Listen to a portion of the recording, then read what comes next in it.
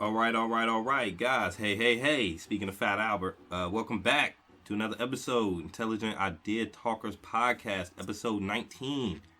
I'm your host, D. This is Juice. This is Jay. Yeah, we back, man. The week of April 8th, Sunday, 2017. Yeah, man, we let weeks go by between casts, but, we try to keep it entertaining. Yeah. We don't want to inundate weeks go by, but it's okay. We've had, the world at large. We've had bombings. Trump's doing stupid shit all over the place. So much has happened in 2 weeks. It's been a happy-go-lucky world the last 2 weeks. So, but yeah, definitely, man. Thanks for joining us. And I guess we're going to jump off with, speaking of bombings, we're going to jump off with Egypt. Been a couple bombings in Egypt over the last, a week? Palm Sunday. When is Palm Sunday? We were talking about that. I don't know. I have no idea. I thought it was today. Yeah, right. You say Sunday, we think it's Sunday. Now, what is Palm Sunday? What is that? I guess we should have. That's when you at church, you clap your hands and whatever Palm Sunday is. Jesus. Yep, there was a bombing at 2 Coptic churches in Egypt. And they were done by ISIS, who is claiming responsibility for it. Says it was a security detachment who was responsible. 27 were killed in the Tanta blast, and 16 were killed in Alexandria. Like I said, both in Egypt. It's a crazy, topsy-turvy world, man. People are getting bombed when you go to church. I mean, I think we all have religious ties and backgrounds, and whenever you talk about somebody who's going to a place of worship, you kind of think that it's a place of bonding, and you don't... A place of safety, right? Like, people go to church to feel like they're in an environment where they're safe and comfortable, and you're with people you love, you know? You think about if you were in church a couple years ago, and somebody ran in there and bombed the place, you'd be like, what's going on? Yeah. I'll be honest, I have thought about that before, because growing up at JW, they always say, oh, we're under attack. Like, that's kind of the whole thing, Everybody hates our religion, so we have to be extra vigilant. But anyway, I did used to think about stuff like that. And in all honesty, it's a terrifying thought. But to actually have it happen, like it was 2 churches in 2 different cities in Egypt, man.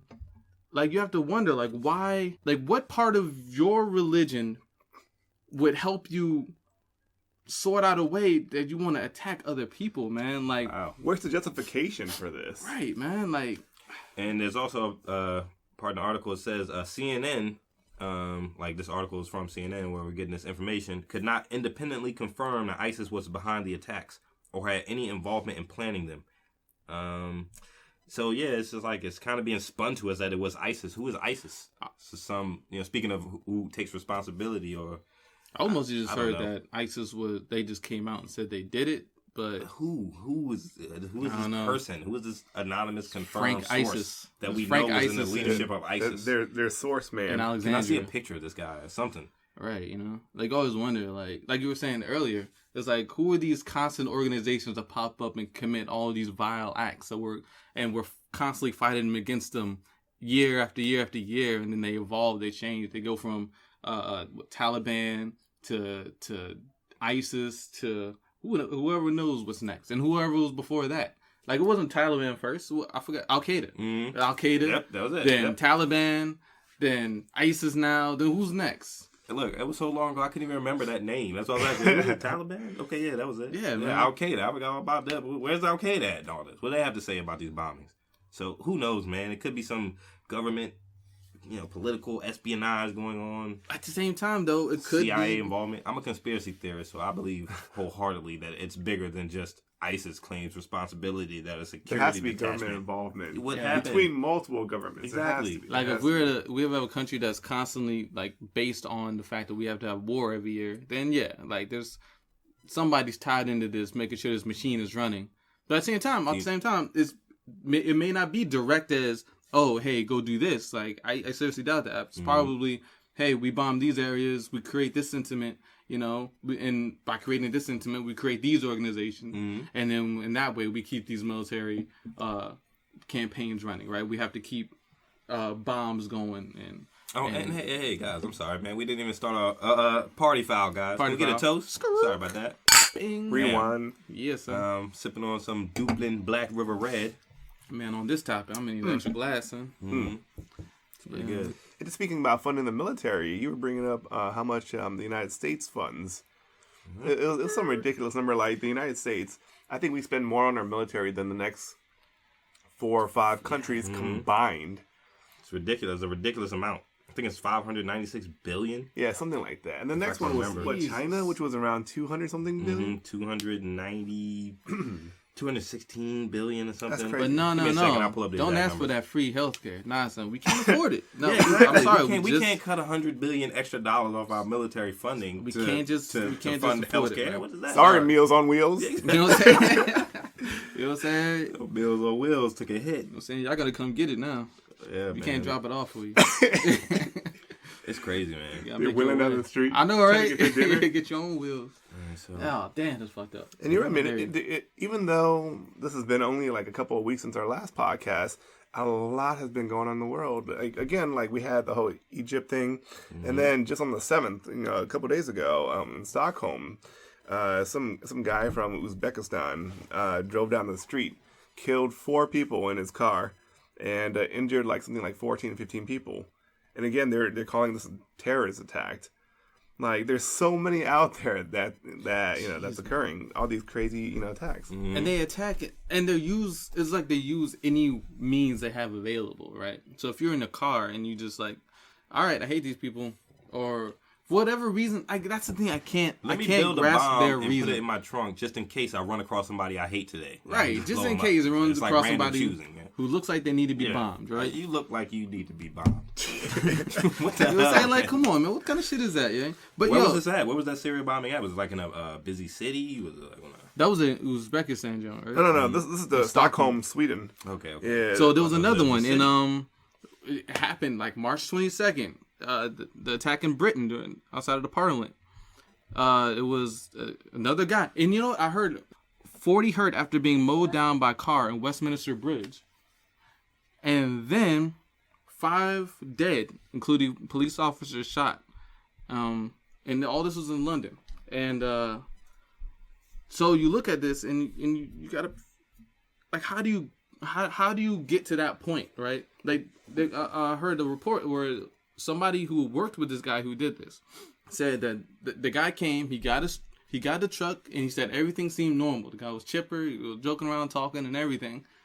But instead of just going about his business for his workday, he decided to drive up to Parliament, run over 40 people, and just start busting and kill the cop and 4 other people, man. This is do you know what his reasoning was? Or was it like a terrorist thing? Was it a religious thing? It was a religious thing for him. So apparently from what I heard is that he had recently converted to Islam in the last year or so. And he's actually a British citizen. So he's not like he's of Arabic descent or he's a brown person. He's not. He's a guy who converted to Islam recently, and from there he ended up. I don't know. Maybe it was a radical wing that helped him make his conversion or whatever, right? To give him purpose. But you always have to look at it a certain way. And this is the part where I find is like particularly scary, right? Like, I don't like the sentiment. And I don't think it's true. The sentiment that it's Islam that is causing this situation, right? I always feel like there's a situation where there's people who have a political gripe, or people who feel dispowered, or people who feel like they can't make any leeway in their life. Maybe they're just frustrated for whatever reason. I don't really care about the details, but the fact is there's a person with a particular gripe, and they want to make a name for themselves when they go out in a blaze of glory. That's their whole thing. It's the same situation with every terrorist, no matter what. They have a political gripe, and they want to go out in a blaze of glory. And I feel like people are starting to glom on to Islam because, and I'm not going to say it's not true. There are some verses which are questionable in Islam, in the Quran and whatnot.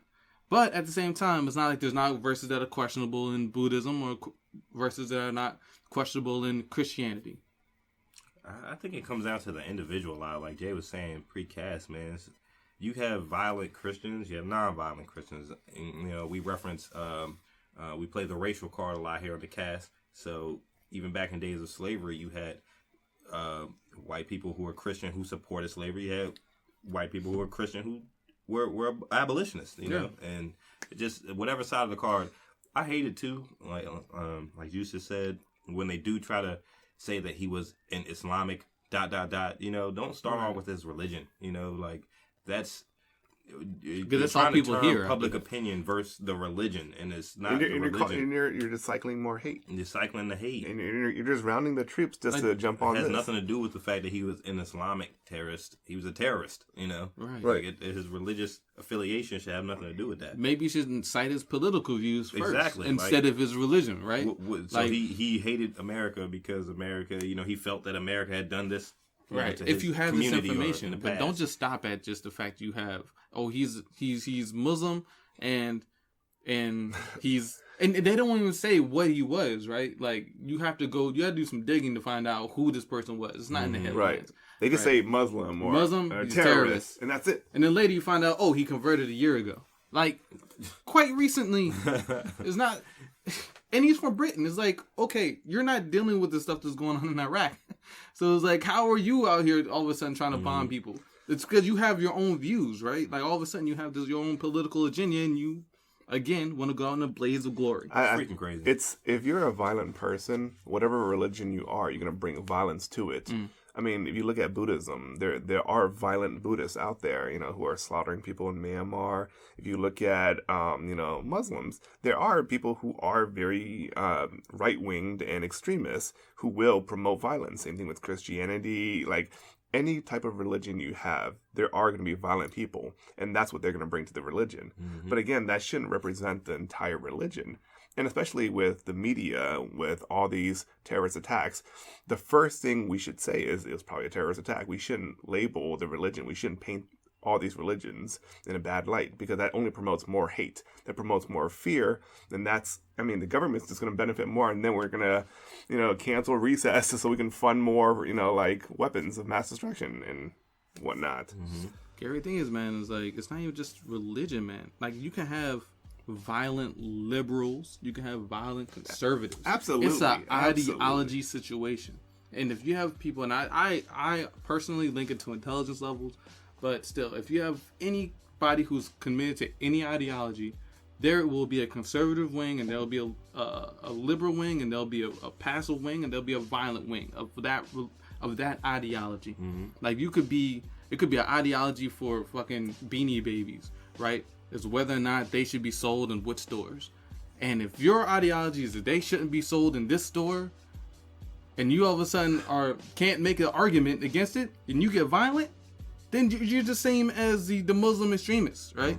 Like you're just a person who pushed your ideology, which you believe in, to a point where you couldn't go any further, and you had to lash out in a violent way because either you didn't have the intelligence to retort, to make an argument, to make a claim. And I understand when people get pushed to a brink where they can't make where at whatever point they make, they're suppressed. Then you have that situation, and there may be only times where violence is an issue. But still, at the same time, it's like you have to always try to make the argument, right?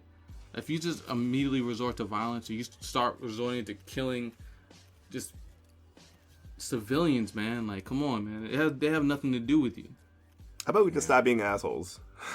You're right. It's all about ideology. And, a lot of this has to do with our thought process of these people and these terrorists and these bombings, regardless of religious affiliation, is all a spin done by our governments and governments of their countries, because these guys all have business ties and political ties to each other. We were talking about Trump and Russia earlier, which we're going to reference later on, but they even presidents like Bush and Cheney and all these guys, they had ties with Middle Eastern leadership. But I looked up some numbers real quick, and not to curtail back to something we were talking about 5 minutes ago, but here are the 10 countries with the largest militaries by spending, according to, speaking of Stockholm, the Stockholm International Peace Research Institute. All right, I'm just going to run through the list real quick. The U.S. is number one. Military spending, $596 billion. Most powerful countries rank, number one, obviously. China, $215 billion. Most powerful countries rank is 3. That's number 3, less than half. Number 3 is Saudi Arabia, $87 billion. Ranked number 9. Russia, $66 billion. The U.S. and Russia. So weren't U.S. and Russia, like a couple years ago, weren't they like the two big superpowers of the world, and there was the Cold War. The USSR. So we spend 100 and some odd billion more dollars a year on the military than Russia. And we're in competition with them? What's our money going to? 400 and some odd billion dollars per year. It's because they got nukes. That's ridiculous. All right, number 5, the UK. It's because Russia got nukes and they don't give a fuck. Number 5, the UK, 55 billion. You can kind of understand that. The UK is not that big. India is number, what's that, 5, 6? Wow. India, 51 billion. I think India number rank, 6. okay. Number 7, France, 51 billion, same as India. So I guess you could be tied for 6th or 7th. Who's that, France? Whatever. Yeah, France. Number 8, Japan, 41 billion. Again, a smaller country. Number 9, Germany, 39. And number 10, South Korea, 36. That is freaking ridiculous. What's North Korea on there? North Korea is not on there. I got the top 10. I wonder about that. You know, I heard today is the U.S. was sending warships to the Korean peninsula, which means we're sending warships to the Korean area, which means North Korea looking at shit like it's about to pop off. The military-industrial state just does not stop, and it's not just the U.S. It's a lot of these countries have ties. You know, Korea, North Korea, they have they have military-industrial complex ties. They need the money China? too. China, I mean, just because they don't spend as much doesn't mean they don't need that money that they're getting from it. You know, I don't know, man. That list is ridiculous, though. $596 billion a year. But no, we can't handle. Can't handle this free healthcare. Like, I'm sorry, guys, no. Like, government single payer, no. Sorry, it's too much money. It's too much money. Just can't do it. Is that due to the fact that we have so many military conflicts going on around the world, or is that just us just spending on our? We call it defense, you know, but us setting up a base in Yemen is not defense. It's maybe because we just pay more because. Wow, $596 billion, man. It's not like we're like physically like our geography is bigger by any means, but I mean, speaking of geography, I think we're fortunate enough to be surrounded on two sides by large oceans. Yeah, that you can't just cross as easily. And Canada not really trying to fuck with us, and Brazil's not really trying to fuck with us. Also, we got Mexico and South America below us. They don't really want to fuck with it. Like Juice said, they don't want to fuck with us. We got them kind of locked. Yeah, like what if we had like Russia below us? Keep them poor. We're like, that's the whole thing. Keep a lot of the South American countries poor and, disenfranchised. In Mexico, you got a large drug rings everywhere and, keep them disorganized. And then in Canada, that's a big country. Canada's chill as shit, though, man. But Canada, you imagine a lot of that place is not populated because they got so much wilderness up there. Like, you got Quebec and, a lot of the major centers. But for every you can't live a lot of places in Canada, you got a fucking Bear Grylls out there, Joe. That Joe is like, that Joe ready. He like picking his teeth with a knife and shit, just waiting. Like, a war? I'm gonna fuck somebody up. I'm waiting for this shit. Hey, riding in on a moose. I've been waiting for this shit, eh? You know what I'm saying? I'd be scared as hell if a moose rolled up like in the backyard right now, man. Yo, they're like, dude, they're big, they're huge. Hell yeah, like fucking moose. Goddamn dinosaur.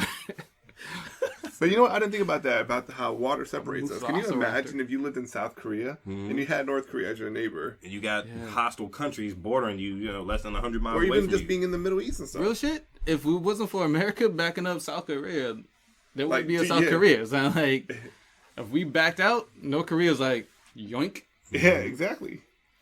That's the thing, man. Yeah, that's why globalism is important, because, we got to spread our freedom.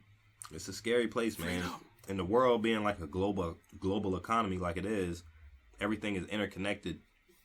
And I mean, you best believe that that turmoil that's in places like Yemen and Syria, it's benefiting somebody from those countries as well. It's not just the U.S., even though it's a small, number of people that's being benefited there. Somebody's making money over there, and they want to keep the country like that. It's crazy, man. I couldn't even imagine there being a church bombing in Woodbridge. You imagine a church bombing? That's what we are right now, Woodbridge. Yeah, Woodbridge. Usually Arlington, Alexandria, but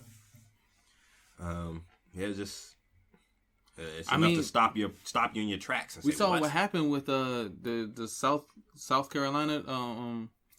The churches. Yeah, the dude who came in and Charleston, South Carolina. Yeah, that whole thing, man. Like that stopped the country for a minute, man. Like we were stopped us in our tracks. Like, wow. Did you hear that he's going to be put to death? or he is, or he already has. Yeah, I heard about that jump, man. The death penalty, man. Like he's the first one out of how many decades? I would never say anybody should be put to death, but there's worse things than death. That's too there easy. are. It also costs more to put someone to death. Yo, wait. Put them in This isolation. is so off topic. We talked about this a couple casts ago. Put them This in is so off isolation topic, for months. But I heard that I can't remember what state it was, but they're executing 6 or 7 people on death row like this month because the fucking drugs are about to expire. So this is like, oh shit, really? yes, a real shit. Oh goddamn, I'm mad I can't remember the state, but they are about to execute like 6 or 7 dudes on death row because the drugs are about to expire. Oh, I mean, well, I don't know why. If you're sentenced to death row, I don't know why it takes so long to get there in the first place. I don't know either. Right? If you did something that warrants, I don't know, being dude. put on being. I think you have to be there to like. Yeah. I'm not gonna be like, yeah, they should The hurry reason it why up. it takes such a long time is also because attorneys and whatnot or appeals and stuff like that. But like speaking of the Fucked up though. the bombings there. Wait, was it Arkansas? Is it? Ready for 8 executions. Yeah, that sounds about right. Yep. Because it's just about to motherfucking run out of. The Jones is about to expire. Speaking of the guy, what's his name? Dylan Roof, who shot up the church. I Yeah, remember it off the top of my head. I think that's. That dude's bad. And things that are worse than death. I watched a documentary recently about isolation in prison and stuff like that, and guys were sentenced to years and years of isolation. That can be Solitary some of the most confinement? torturous things that you put your mind through. You know what I mean? Being isolated away from human contact and not being given any kind of, just contact with the outside world and people.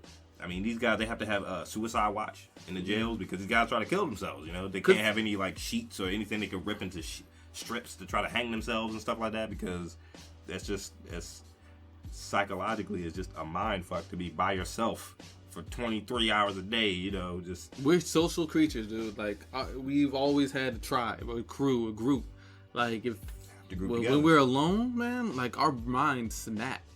Like you just can't handle it, man. Remember Castaway? He had the little ball, the little Yeah, Wilson! Ball. Wilson! That was sad as hell when Wilson floated away, man. God damn Wilson. But he had to detach himself. He had to detach himself from Wilson and return to the real world. There's been legislations though that have been brought up talking about how solitary confinement is cruel and unusual punishment, Mm-hmm. Yeah. and they're thinking about banning it. But it's Trump's back now, so it is what can you cruel. do? It is cruel, man. Watching that documentary and seeing these guys, like you could see in their face and the way they were talking that they weren't right. And be it the lockdown in isolation for 10 years. Imagine a lifetime years, of But dude. see this actually don't bothers know me how a to lot. function The whole anymore. prison system, a lot of these people actually are arrested not even for violent offenses. It's because they have mental illness. Right. And if you look at the whole prison population, over 50% of the prisoners there have a mental illness.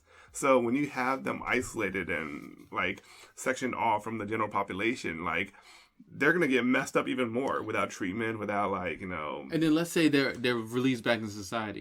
Then what, right? Let's say their term is up We're not after helping 10 them years either. alone, and you send them back into the world. What the fuck do you think is going to happen? Let me here? ask you this. Like you found out like in your house, apartment or whatever, like a guy who just got out of a 15-year isolation sentence in prison, it just moved in next door to you. You know what I mean? How would you feel about that? Would you be like, man, he's just a guy. He just about to got break out, my lease. Yeah, it's like, what the hell's going on with this dude? But that's kind of messed up on our part, though, right? It's like he served his time. He should be rehabilitated when he goes into prison, right? So have you guys heard you about go to prison to better yourself and come out. in a way, like it was ridiculous. originally supposed to be for rehabilitation, right? To reintegrate back into society in Until a way. they passed the 13th Amendment. Then it was just like, fuck it, just put him in. Man, fuck him, just You know toss him what I in mean? there. Just We toss make him money in. off these motherfuckers. Yeah, he died. Send another one. That's bed money right there. He's loitering. But y'all have you guys heard about what's his dude's name? Darren Rainey. Nah.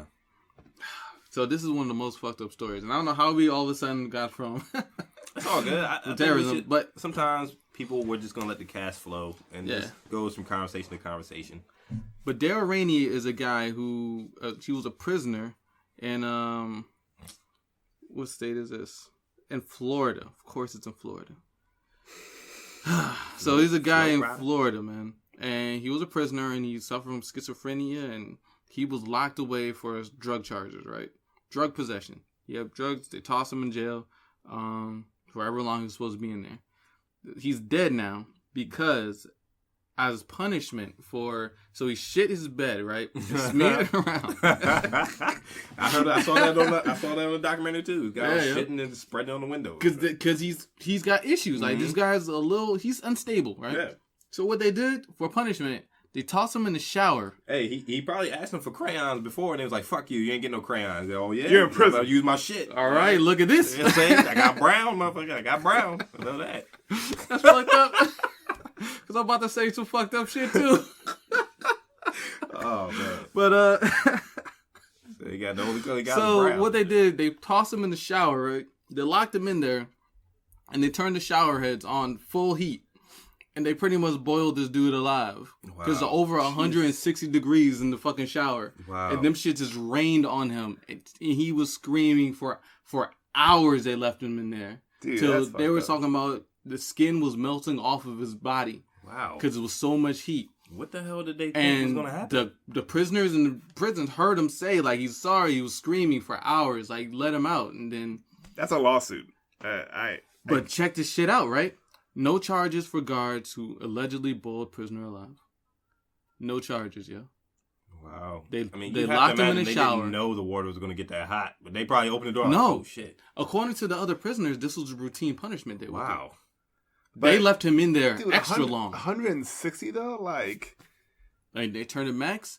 Like, okay. And no charges, man. When I turn on my fucking shower and I set it to like the max, does it go that high? I don't know. I'd never go past a certain threshold in the shower. You know what I'm saying? I can't exactly. have it too hot. Yeah. But here, this is a prison. Here. They Dude, say state law. They said the temperature in the showers in the prison were 160. State law says that prison showers can cap at 120. Wow. So he was still 40 degrees over that marker, right? And left him in there for hours as punishment. Like, they're punishing a person who's already in prison for punishment. That sounds like and he dies from it. And there's like no Guantanamo Bay kind of shit, man. Exactly, right? It's this craziest shit in the world, man. But that's the situation we got in our prisons, man. And see, this goes back to the whole prison system, and a lot of private corporations are these for-profit, prisons. Especially, there's a group called Core Civic, who owns a lot of these prisons out there, and basically they have contracts with prisons where the prisons have to have a minimum occupancy rate. Right. Some of them, will have something like 90% of their beds have to be occupied. Otherwise, they get fined. Right. They actually fine the state, but it's taxpayers who are the ones that are paying. So, obviously they don't really care about rehabilitation. They just try to, get more of their beds filled. And unfortunately, the people who are getting caught up are minorities, mentally ill, especially. No charges, man. They don't catch you for any kind of drug you have, and you're in, even if that drug is... Right. So, I mean, as long as these private corporations are still in business, people are never going to get rehabilitated. The dude who gets out, in 15 years... They don't care if you're rehabilitated. Yeah, you'll be back again. Yeah, he's just going to be back. They don't care. It's just a matter of time. Yeah, he'll be back. He's got a record. He's got issues. Why are prisons privately funded in the first place? I just don't understand that, because a private funded company would look to make profits, and they don't care about the prisoner himself. This will be a great segue to my next... To my topic. All right, so you wonder, why are prisons, why is this happening? Why do we have so many private funded prisons? It's because of decisions made in government and decisions made in the states, right? Each of these prison laws vary by state. So you have to look at, how are these laws being decided upon? Who's coming to these conclusions? This is the best way for the state, and this is a way for the state to make money, right? Which is never really publicized. I don't know. It's never. So it comes down to who we have in our cabinets in the states, who's the heads of the states, the governors, the senators. All these guys are supposed to represent us, making these decisions. Even the lawyers in the states. We have to be aware of what's going on. So. Recently, this kind of came up to me arbitrarily. I think I was listening to NPR one day, and they started talking about the Democratic. They talked about a debate between Perriello and Northern, and these guys are two guys who are in competition for the governorship of Virginia. And so the reason this debate came up initially is because Perriello is supposed to be a progressive, they call him an angry liberal, right? And he wants to come into a position of leadership in our state, because we live in Virginia. So in our state, and has a argument saying that, look, we have a lot of corrupt practices going on. We have a president that's in charge right now, which all he does is fuel bigotry and hate. And these are the arguments he's presenting as a way to make his way into a position of power so we can try to change things. But we also have Northam, who's a Democrat also. And these are both Democratic positions for governorship. These two are campaigning for governorship in Virginia. But and his narrative is really the basic narrative. Oh, we need more jobs. Oh, we need more schools. Really, the same things you hear all the time, but not. And this is just my opinion. Not a lot of passion, right? So the New York Times had an article labeled "Primary for Virginia Governor: Test Power of an Anti-Trump Campaign." Now, I'm just going to be honest. When I read this article, I thought it was very one-sided. This article clearly argued for the position of the establishment politician, right? The base guy, Northam, who doesn't really want change. He just wants to keep the status quo, right? I mostly got that from the wording of the article. They kept calling Perriello an angry liberal. That's why I said that earlier. Or a fired up, or the only reason has any chance of winning or of running at all is because he's basing his campaign off of hatred against Trump. And then they quickly gloss over the fact that he's a Yale graduate. They quickly gloss over the fact that he's been in the Senate before. They gloss over all that really in like one sentence, and then talk about how much he doesn't like Trump, and say that's the only reason he's fuel. They're just picking. He's fuel, right? They're picking, and then they talk about. They have like 3 paragraphs on Northam about how he's a Richmond, Virginia resident. He grew up here. One part they said that was funny was that they said it was the only note to black people on this was that Northam was forced. They say he was forced to go to segregated schools in Virginia, and that's why he has a better understanding of what it's like. Because they don't care for black people. It's like, wait a minute. You telling me he was forced to go, and then now that's why we should even listen to him? Fuck, man. We were trying to get in that show. You know what I'm saying? Like, come on. But I think a lot of disenfranchised black folks really don't participate in politics as a whole, especially when you go down further south. Like whole communities don't worry about who's the governor of Virginia, But it's so basically you're saying it's a smear campaign. It kind of seems like it. I mean, that's just my take on when I read this article. It's a New York Times article. It's written in February 26th. So check it out. Maybe you guys might have a different view on it. Maybe that's just the way I read it. But either way, we have to be aware that if you going back to the whole prison situation, right? Why we have private prisons. A lot of these times there are decisions made by states. There are states that don't have private prisons, right? They have state-run prisons.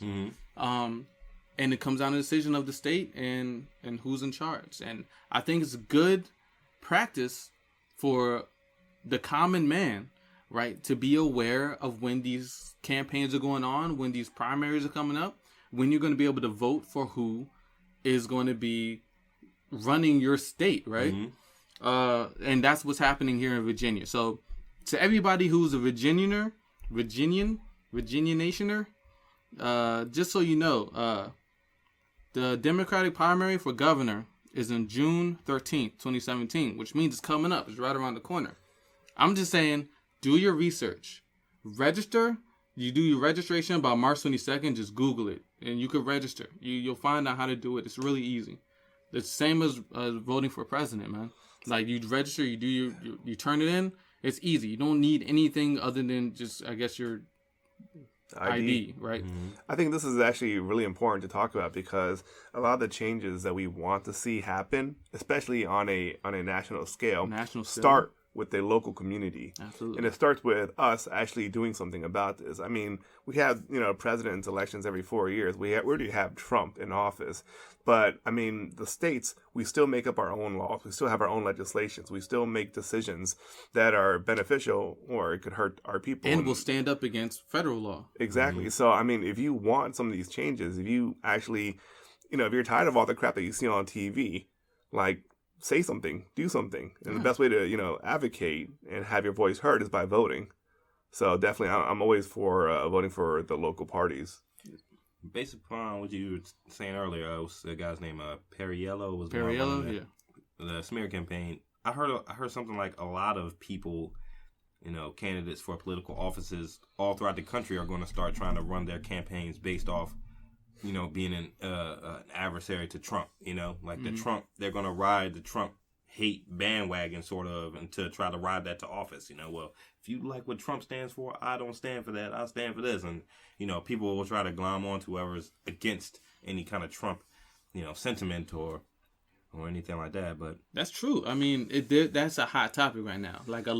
Here's the thing. Like, we know for a fact that Trump was outvoted population-wise by almost 3 million votes. Like, that's a significant number, and yet he still is in office right now. People see that, and they're like, I didn't vote for this. Nobody I know voted for this guy, So why all of a sudden are we under his leadership right now? So people are looking for ways to fight back, and I understand it. I'm with them. You know what I'm saying? I did not like Hillary for shit. But I ended up voting for the broad. Just because I didn't like Trump more. I literally voted for lesser two evils, and we still got shit handed to us. The thing that bothers me, though, is like that article that you just read labeled Perriello as a liberal, as a liberalist, and all these things. Yeah. Why is that turned into a smear? Why are these labels now bad? Why can't we just, instead of talking about labels or this person went to a segregated school, or this guy he went to Yale. Why don't we just talk about his politics, man? Why does it always have to be a smear campaign? Here's the thing, even to run, you don't need a degree to run for a candidate. You don't need a degree to run for governor. I was actually looking at that earlier this week, and it was literally just your residency. It's your residency and how many people can get to vote for you. That's it. That's what politics you just have to live kind here. Of devolved to, man. It's I say devolved because it was supposed to be like this, kind of thing where the people all participated in electing this person who's going to lead them into the future, but it's just become a bunch of smear campaigns. They don't talk about their political stances, when they're trying to run against somebody. Their whole thing is, let me make you not like this person. And I'm not going to make you not like him by telling you what he stands for and what he wants to do.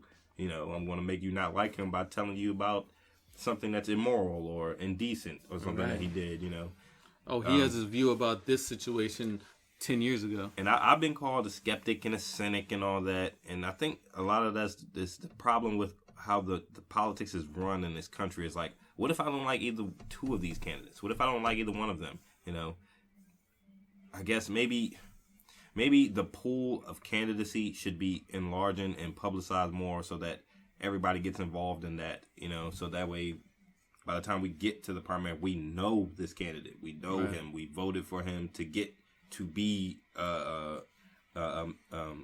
eligible for candidacy of the governor of Virginia. I don't know. No, that's a great point. I wish politics was publicized more, Yeah, there's no reason we shouldn't. Honestly, until I read this article, I didn't know who Perriello was. And I read this article a week ago. We should be involved in the pooling of these candidates together and then choose two of them. And I don't know. You're right. Here's the thing. It's all run for a corporate agenda, man. That's why Trump is in office. He got less votes, but he's in office because it supports a corporate agenda.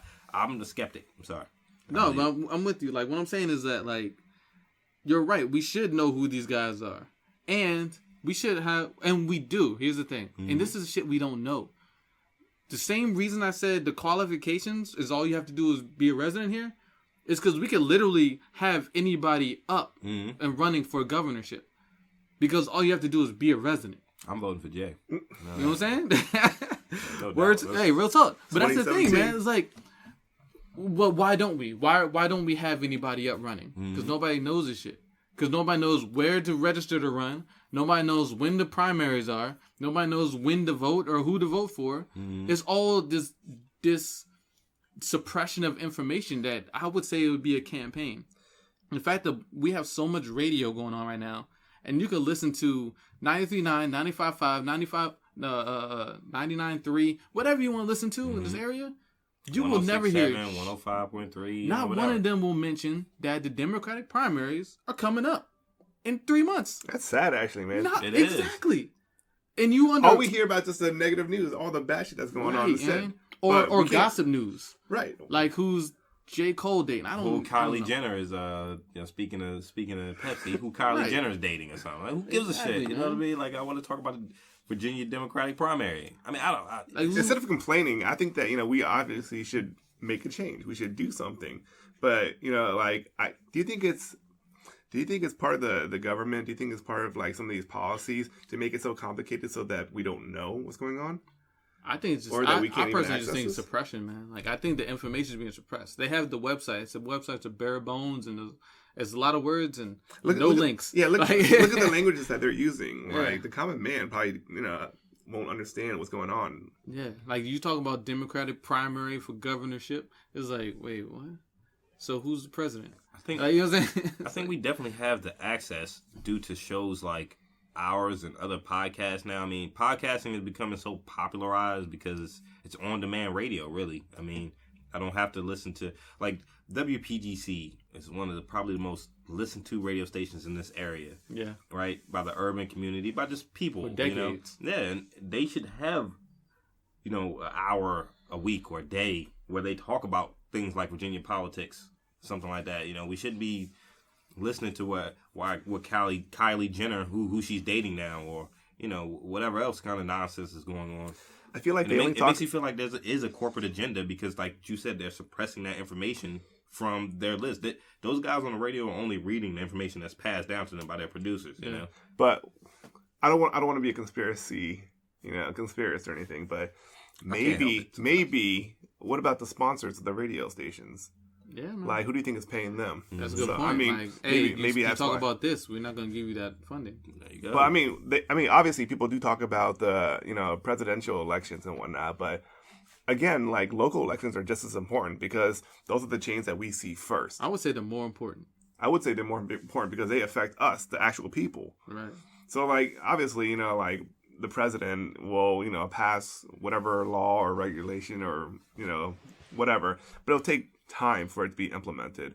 With local laws, with local elections, anything that happens, the turnaround is real quick. And it's going to happen in your neighborhood, whether you like it or not.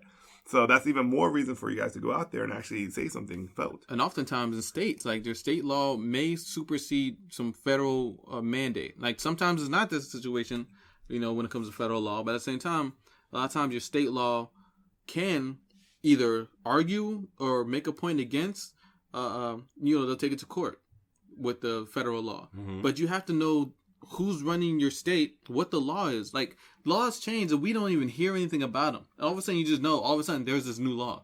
And we're like, what? When did this new law come from? When did I get a chance to say something? Right, you didn't get a chance to say anything because you didn't vote, because you're not aware. My thing is, look, June 13th, vote.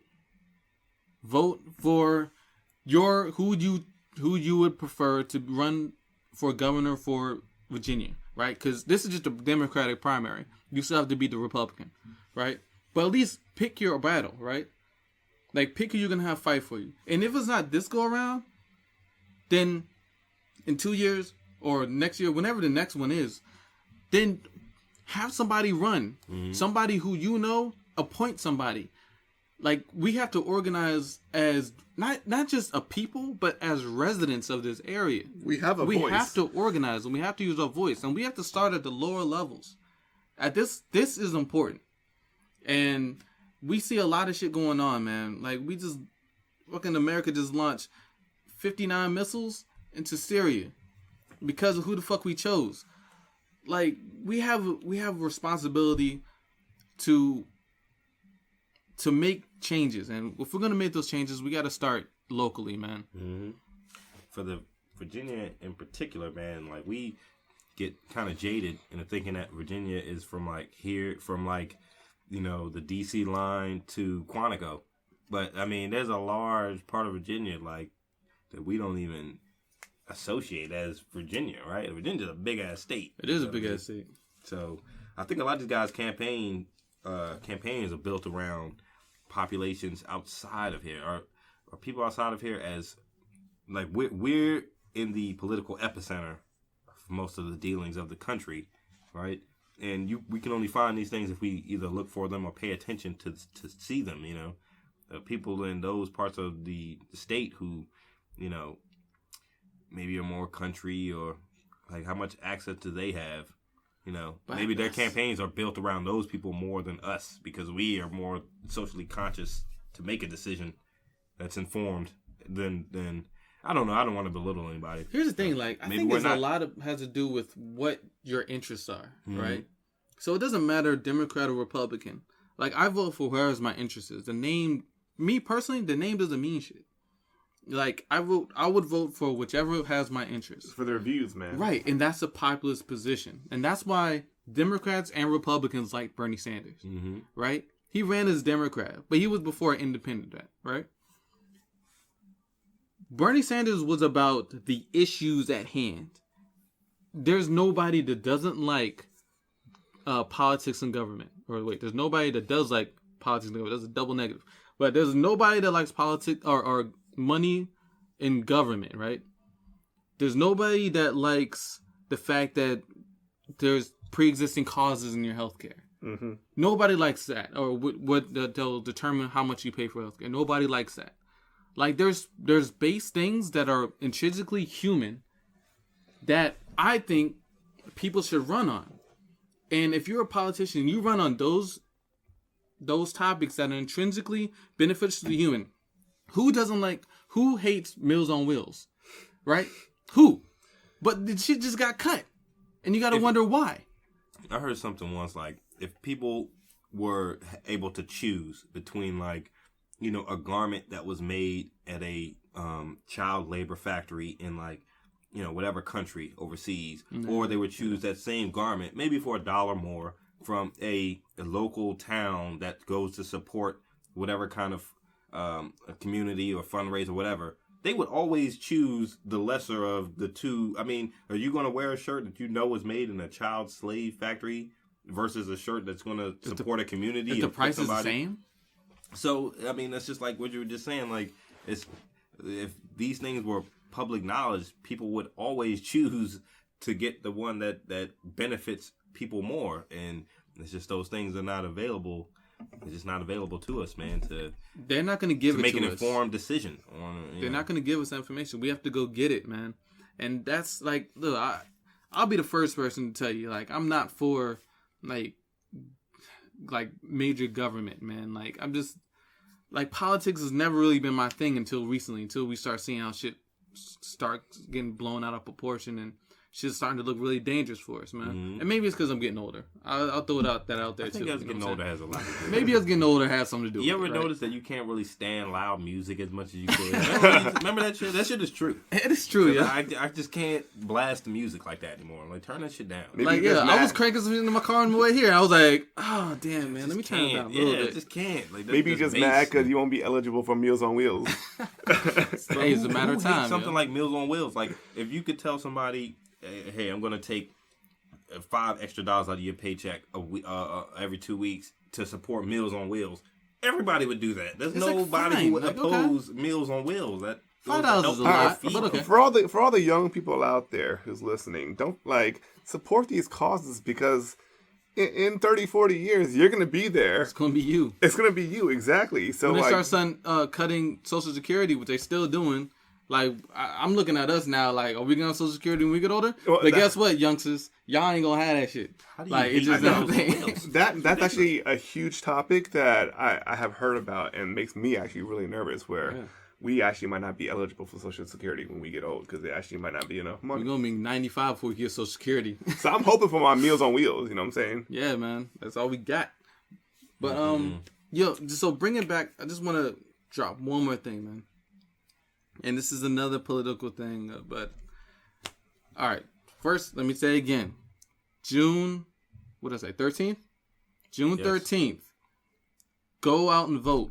Register by May 22nd. Do your research. Do your research on who you're voting for. Like. If you don't like Perriello, then don't vote for Perriello. If you don't like Northam, don't vote for Northam. But vote for somebody who aligns mostly with your ideals. That's all I gotta say on that topic. Mm-hmm. So one more thing. So back to the whole topic of why,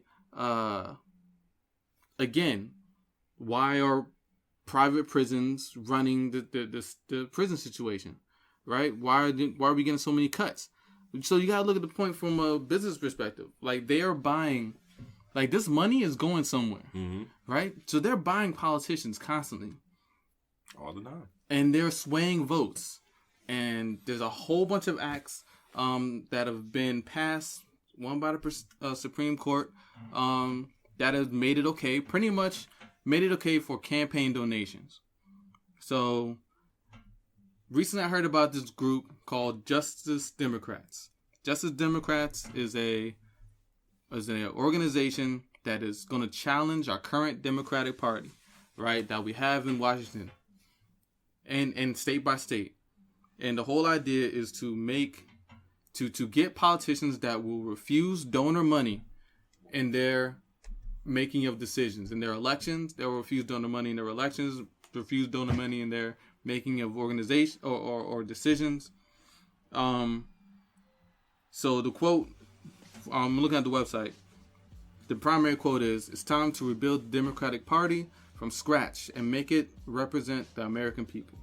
Again, it goes back to the idea of making American ideals, like the things that matter to us, whether we have healthcare, whether or not we can support Meals on Wheels. I'll just keep throwing that because it's a hot topic. Whether or not we can, we have education, like strong education in our schools. Like, these are decisions that are made on a populist level. There's no reason that this Republican Party should be known as the populist party. There's no reason Donald Trump, the richest, most elite person, should be the populist candidate. That should have been Hillary Clinton, and that was Bernie Sanders. Bernie Sanders, above all, was the most populist candidate. But somehow, Trump got that title because he didn't get, for whatever reason. We're not going down that road. But here, I just want to read the basic platform of Justice Democrats. It says, "We will pass a constitutional amendment to put an end to Washington corruption and bring about election reform." Quoting from the webpage. Super PACs should be banned, private donations to politicians and campaigns should be banned, and a clean public financing system should be implemented to end the takeover of our government by corporations and billionaires. Americans deserve free and fair elections, free from the corruption of big money donors. The Supreme Court has effectively legalized bribery. It's time for an Article 5 convention to take our democracy back from the brink of oligarchy. Prior to passing an amendment, all Justice Democrats should reject billionaire and corporate donations when running for office to show the American people we don't just talk the talk, we walk the walk. Ranked choice voting should be implemented to make smaller parties a viable option. All provisions of the Voter Rights Act should be reinstated, and gerrymandering for partisan gain should be eliminated. This primarily gets to the heart of the topic. Removing the money, removing corporate influence, removing private interests from our political processes. So there's a number of other points. To re-regulate Wall Street, end billionaire corporate tax dodging, defend free speech, oppose bigotry, make minimum wage living wage, and tie it to inflation. All of these, what they would call like liberal, like perspectives, right? I feel like most liberal perspectives are the common person perspective, right? Like, you have people who will vote against their own benefit, just to say they're a part of this party, which I see a lot of Republicans. That's why a lot of Republicans having buyer's remorse right now with Trump when their family members are getting deported, right? When their land is getting sold to the government for a wall, when their Meals on Wheels again are getting cut, and they're like, "Oh my God, I can't believe this is happening." Well, look who you voted for. There's this woman who was in Texas who was talking about like, yeah, I voted for Trump. Yeah, I'm all about that wall. But then when she found out that the wall cut her off and that her house would actually be in part of Mexico. She's going to be in Mexico now. Yeah. She was like, oh, crap. Oh. And people voting against their own interests, man. I think the problem with that, though, is that, I think it's already too late. I think America already is an oligarchy. And I think that these political maneuverings and processes that are in place, there's no removing them because they are in place. I mean, to ask a candidate now to go from, corporate funding to public funding is like, I don't know if that'll ever be a feasible action to undertake. It's gonna take a whole political system overhaul to achieve that. And I don't know if we or even our government or the world is ready to undertake that right now. And I think that's what Juce was talking about. We need to, there has to be a time where we have to start to rebuild. And not only just rebuild the system, but rebuild the trust in the people in the system. If you look at just the disinterest in the government. I mean, the government doesn't. A lot of people have given up on the government, right? Like, well, there's nothing I can do now. It's not important to you. So remember I mentioned the Article 5 part, right? And it's running through here. So what Article 5 convention is? It's the thing a lot of people know, but it's built into our Constitution. Article 5 is an amendment that we can make if we get enough states to join a cause, right? We get enough states, and I'm not talking about the head politicians of the states. I'm talking about the people of the states, right? To join on, and in that way, we can remove the whole ability for politics to be influenced. The whole Glass-Steagall, we can repeal that. We can turn that around. And Glass-Steagall is what allows corporates to donate large amounts of money to a particular campaign, right? Right, right. So what I've heard is that we're the only generation who hasn't used this amendment. Like, it's been used multiple times in the past in government. And our parents' generation and our generation, the only generation that hasn't used it so far. So at this point, like, we have a tool we can use to make, like, you're right. Like, why would anybody say, oh, I don't want to, I mean, I'm making money now. Like, they signing me this check. It's cool. You know what I'm saying? Like, cigarettes, Marlboro signing me this check. It's cool. I mean, But at the same time, it's like, well, we can remove that. We can make that illegal again. Like, and the thing is, we can make it legal again because it used to be illegal. We have a tool to use, and the only thing is people don't know about the tool. And what it takes to use it is organization. I think this is already an oligarchy, and all those things already in place. I mean, when you have CEOs and of pharmaceutical companies who are getting fired out of office, but get a $400 million parachute severance payment. Exactly, like it's already an oligarchy. I don't know, man. It's hard. How would they ever pass that law?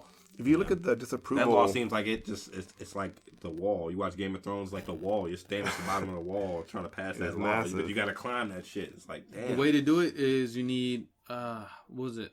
I can't remember the number. It was because like 60% of the states. You need 60 or 70% of the states. The public should fund campaigns, so that way the public gets to know whatever candidate is coming into office. I funded your campaign. Right. I sent $20 in. Exactly. And so that means my $20 is me buying, like, I like you. But it's not one organization spending $5 million. Exactly. Or $100,000. However much they spend for a single campaign and saying, oh, well, they get this lump sum. They're like, I'm listening to you. Like, whatever you say. Like, they sent me $20, but you sent me $100,000. I mean, whatever you say, bro. You know what I'm saying?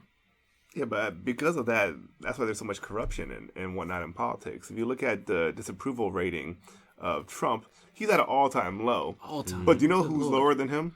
The DNC. Yeah.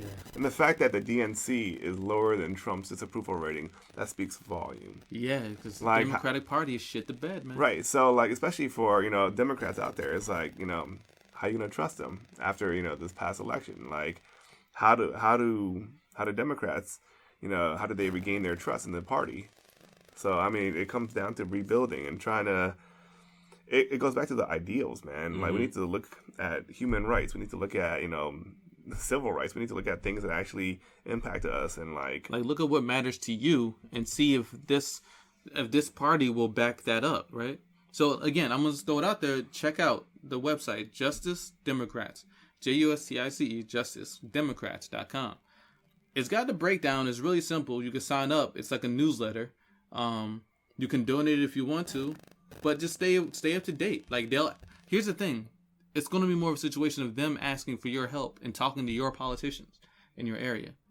That's what they want. They're not asking for your money.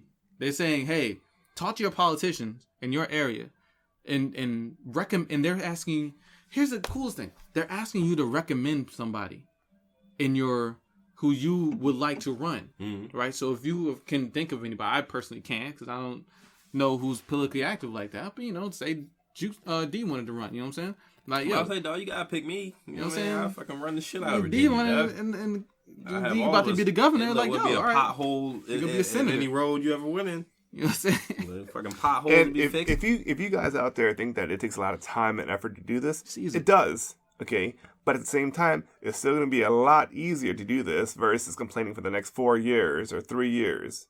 And I think that's the problem. Also, like going into complaining is like just the world that we live in today, where people's attention spans and patience levels are just so low, and like we just don't have. You got to make it easy. You have to have somebody really care to really invest the time and energy into doing that. And how do you make people care about something like the Democratic primary for Virginia? Here's how you do it. You tell them that, hey, your kid's not going to be able to go to public school anymore, or they're going to have to pay for public school. Then you'll be like, oh, shit, we got a problem. The consequences of something that can happen down the line when you follow a certain path, then it really registers with people. Mm-hmm. It's crazy. Yeah, man. Tell them the Meals on Wheels is gone. Oh, what? Look, y'all keep saying Meals on Wheels, and all I think about is Chipotle, man. Like, they bring Chipotle when they go on Meals on Wheels? You know what I'm saying? I keep thinking of a food truck. Yeah, for real. Food truck pull up like, they're taking away our food trucks? Damn. Come on, son. It's crazy. It's cruel. Chipotle, if you want to sponsor, though. Yeah, you know what I'm saying? Like, hit us up. Oh, damn. That was an idea talking. If Chipotle sponsored and we had like a Chipotle layout every cast. Oh my God. I would show up just for that joke. Be so fat. Yeah. That's funny though that we talk about this, about sponsorship stuff, but what if like the Republican Party or something sponsored us? Well, what if it was something that we just didn't believe in? They dropped like a lot of money. They dropped mad money. They dropped stupid money. When that check clear? I'm like, yo, I'll take that check. The joke clear? Man, these Republicans tried to buy us off. Y'all Republicans ain't shit. Y'all Republicans ain't shit. Fuck Trump. Sipping on cognac in a nice little booth. You know what I'm saying? Real talk. I need a new house. Not saying y'all can sponsor us too. You know, one of them sweaters that's draped over your shoulders. Like I'd be like, just doing the cast of some khakis and Need to have for real, dog. I have the nicest pair of loafers you ever seen on. We're gonna be on video. So we're gonna have people massaging us and stuff. We'll be like, these Republicans ain't shit. Silk robe and massage and some cognac. You know? Oh man. Well, fuck these Republicans. Is that a smoking jacket? Is that a cigar? So snowballing from Virginia, y'all want to go on to Team Trump and his ties to Russian interests? Here's what we know so far about Team Trump and his ties to Russian interest. All right. They got a bunch of business dealings dating back to like late 1980s, 1987. Trump visits Moscow and tours various sites. 1996, Trump says he will hold a press conference with a Miami-based tobacco company in Moscow. They have plans to build an office building similar to Trump Tower. Here's where it starts getting recent. Skipping one of the points. November 9th, 2013, while in Moscow for his Miss Universe competition, Trump meets with Russian businessmen, including real estate developer Aris Agalarov. I'm going to fuck up some of these names. And you notice he's a real estate developer, which Donald Trump also is, previously to his so that right there gives you a sense of business ties. Okay, well, maybe we can go to business together. Whatever. And the guy, he also had... he was an ally of Russian President Vladimir Putin. Before the pageant, Trump told MSNBC, I do have a relationship with Putin, end quote. And y'all want to go on with the other points? I mean, they definitely start getting more recent after this. Okay. May 2014, Trump tells a group at the National Press Club that while he was in Moscow, he spoke with Putin indirectly. What the fuck does that mean? I guess maybe email and text, and I talk to him like face to face. I guess indirectly and directly. They also have on this list, and I didn't finish going through all the bullet points, but they have a bunch of people who are, I guess maybe Russian dignitaries and political leaders and businessmen who Trump has ties to. Milan Kizlak. I'm gonna fuck up some of these names. My Russian is not that good, people. But yeah, it just gives you a sense of the dealings and the wheeling and dealings of these presidents prior to their election as president of the United States. I mean, you don't imagine those business dealings will just dissolve into nothing. You know, if they see that, you know, somebody in Russia, Vladimir Putin's team, sees that Trump has a chance to be president, of course they'll try to influence things to influence, you know, make it so that Trump ends up being president and it'll benefit them in the end. Well, you know, me and Trump did some work together a few years back. You know, if his becoming president benefits me, why not? Here's the thing, though. Like, you know, I'm all cool with like Trump having business ties to Russia as long as you put that shit out in the first place. Like, let people know, right? Like, say it up front, and then don't hide your tax returns. That's just more cause for suspicion, right? Mm-hmm. You hide your tax returns. Be transparent. Like, be honest. Then we have nothing to say, right? Like, don't just be spiteful. Be like, oh, I'm not gonna let you see my tax returns. And no, I don't have any business dealings with Trump or with Putin. Transparency, you know? We talk about it maybe like in the public sector, but privately, transparency is like such a touchy subject because, you know, like. But when it comes to tax returns, too transparent. Yeah, tax returns is more like public. Every president so far since the 60s has revealed his tax returns. Mm-hmm. While all of a sudden Trump's like, I don't have to do it. Well, no, you don't have to, but it's a show of good faith to the American people. Exactly. So far, you haven't been like fucking holding that up your side of the deal. You know, tossing us into World War III and shit. If you ask anybody to make their tax returns public, especially any corporation, I think you'd always run into some kind of speed bump. These guys all do unethical, immoral things to make a buck. Trump is no different. I assume he shouldn't be president. Point. Touche. Good point. Point taken. Yeah. But I don't know, man. Like, so the whole situation with the so what we covering now? We're talking about. Let's just run through a couple more points with Trump though. July 19, 2016. Donald Trump, long seen as an unlikely candidate in the 2016 presidential election, is nominated as the GOP presidential candidate at the Republican National Convention. Let's see, November 10, 2016, 2 days after the election, a Russian official tells a reporter in Moscow that the Kremlin... Yo, by the way, how fucking awesome is a name like the Kremlin? That shit just sounds so, like, strong, right? It does, like, the fucking... That's like a villain. Like, power, you know what I mean? It does sound like a villain. I work at the Kremlin. I was like, what the fuck? Sounds like a villain, yeah. Like I am the Kremlin. He'll pull his cloak over his face. Yeah, the Kremlin. The Kremlin. Yeah, he fucking superhero and shit. Oh, man. Had been in contact with Trump's campaign. Trump spokesperson Hope Hicks denies it, saying there was no communication between the campaign and any foreign entity during the campaign. So, it's a lie right there. I'm going to read the end of that. Fucking lie. All right. That's cool. Flat out. Well, okay, cool. But, what was it? January 20th, 2017, Inauguration Day. Donald Trump is sworn in as the 45th President of the United States. He designates a day as National Day of Patriotic Devotion, which is weird. National Day of Patriotic Devotion. That's crazy. Patriotic devotion? On the day I got elected or the day I got sworn in. This is a free country. Like, we don't have to be devoted to the Patriots. Patriotic. All right, man. We're always going to second guess Donald Trump. But again, like I was saying, precast, a lot of these presidents and elected officials have prior business ties. Dick Cheney had it with a lot of these guys in the Middle East. I mean, the September 11th rolled around. The first probably a national coup of our generation where we were blatantly lied to in our face. I mean, how many reports do we hear of members of the Bin Laden family being ushered out of the country? You know, because of all these guys have business ties, man. I would not be surprised if Trump had them. Or not surprised, but I am not surprised that he has them, and it's not going to stop. It's not going to stop with Trump. The only question is, do they have pictures of him pissing on Obama's bed or pissing on women? And are they holding Trump's decisions at bay because of those photos? I bet you they do have some lewd photos of Donald Trump. Because I bet you Donald Trump never thought he'd be president. He actually said he didn't want to be president 10 years ago. He probably has, like, pictures of him, like... He's a narcissistic madman. Yeah, I mean, he's been a freaking rich dude his whole life, like... Like, why would you want to be president if you already rich? Like, I'm already richer than every president.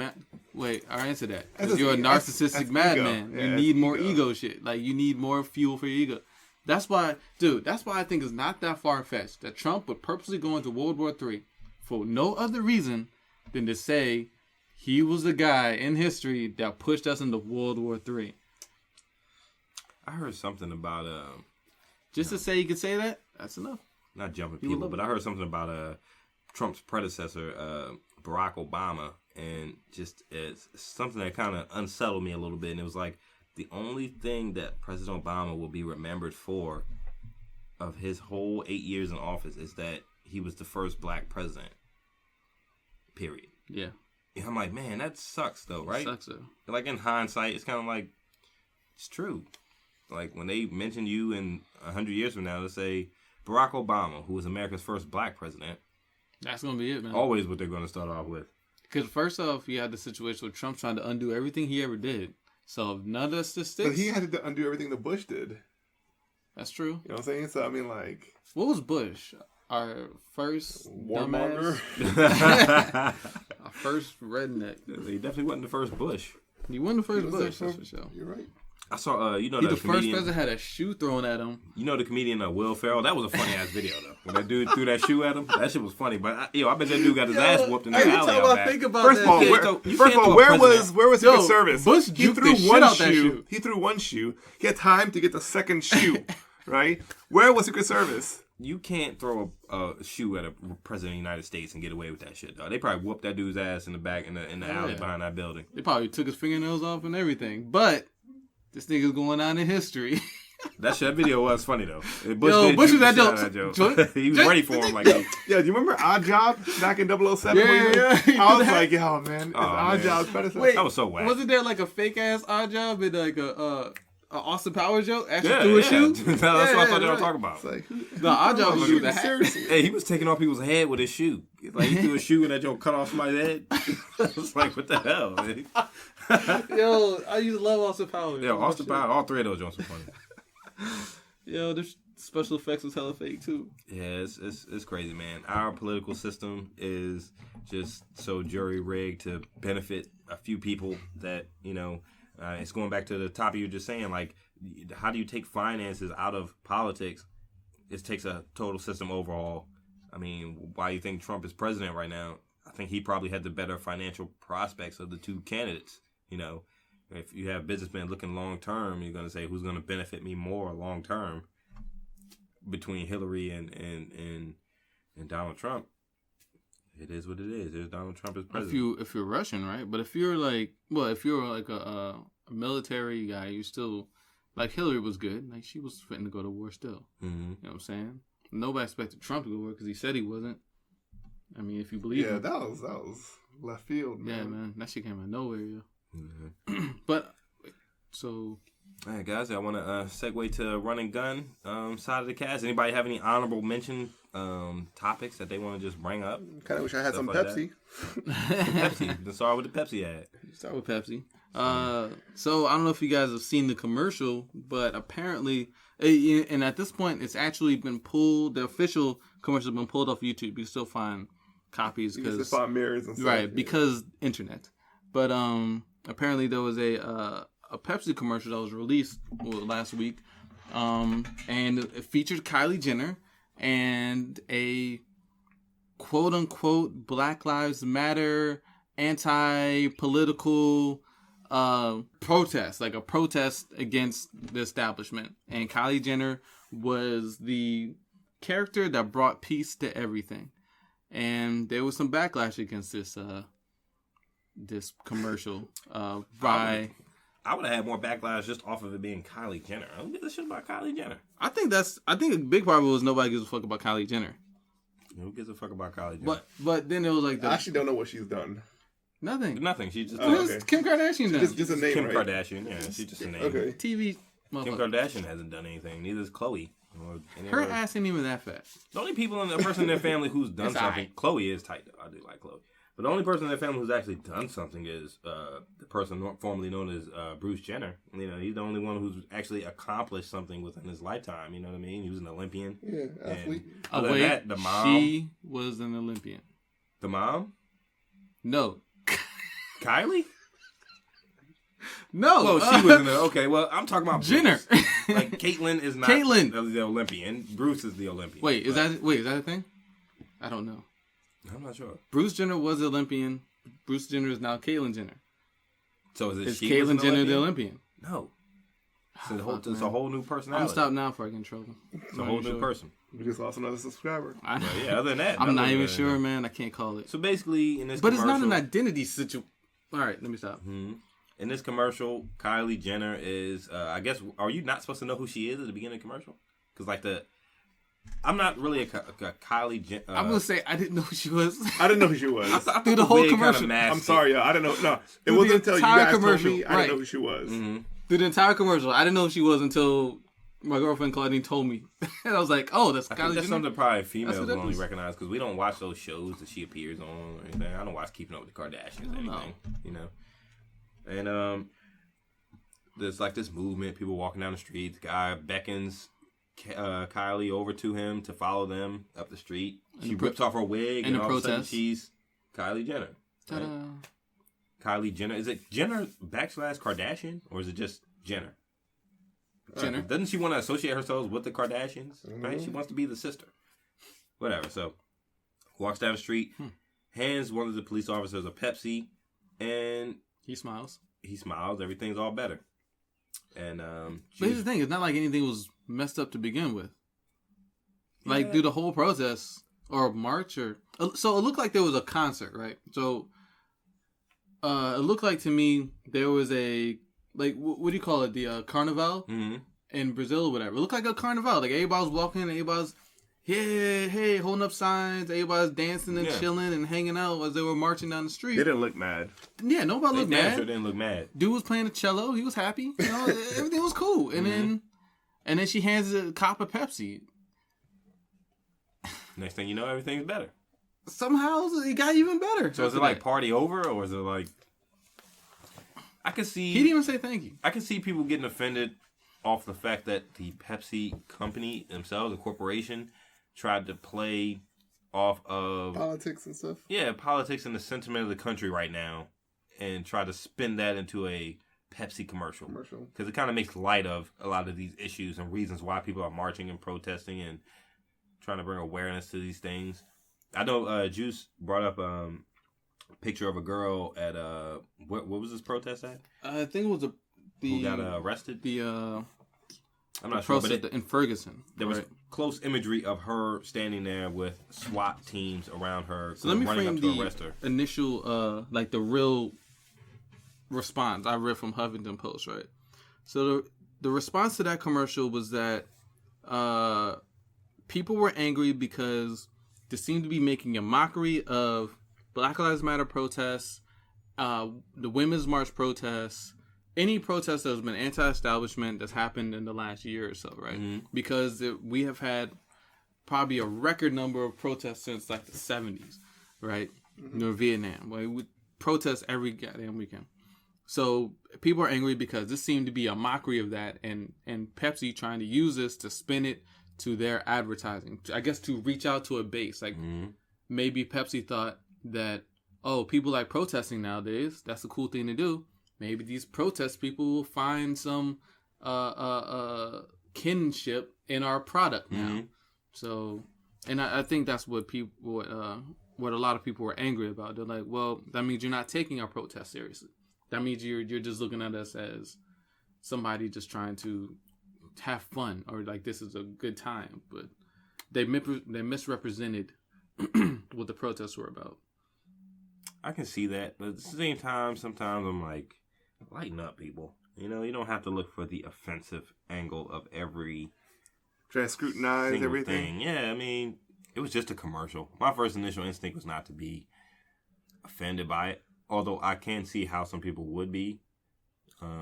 But and I'm with you, D. lighten Like, up. I'll be honest. Like, my first initial reaction was, man, like, I don't y'all even are reaching. Look, I don't even drink Pepsi. So, like, I don't even, like, okay. Like, you guys are reaching But I will so if they hard sponsor, to be though. offended by this.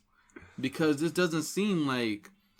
So, the image that you were just talking about before, the image of Kylie Jenner handing this security cop a Pepsi, and this image of this black woman being arrested by those police in that area during the Ferguson protests. Mm-hmm.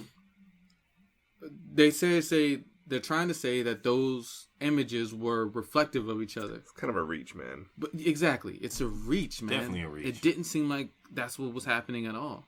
Like, they weren't swarming Kylie Jenner for this Pepsi, right? It's definitely a reach. I mean, even if you look at she was just handing a Pepsi to it. If you look at the police officers, and like they weren't even in riot gear, they were just police officers. How you know they weren't security? Right. So, like, you know, again, like, stop making this a us versus them kind of thing. Like, you're only furthering the divide and the gap. So, I mean, what if Pepsi was trying to support, you know, these marches or these demonstrations? I mean, just I don't want to cut Pepsi too much slack. That's still a I corporation. don't think they're trying to support shit. I mean, They're trying to Pepsi don't give a fuck. they're trying to get that dime, yo. Yeah. But still, like, at you the marching, same you time, thirsty, it's you thirsty, get a like, Pepsi. get a Pepsi. Yeah.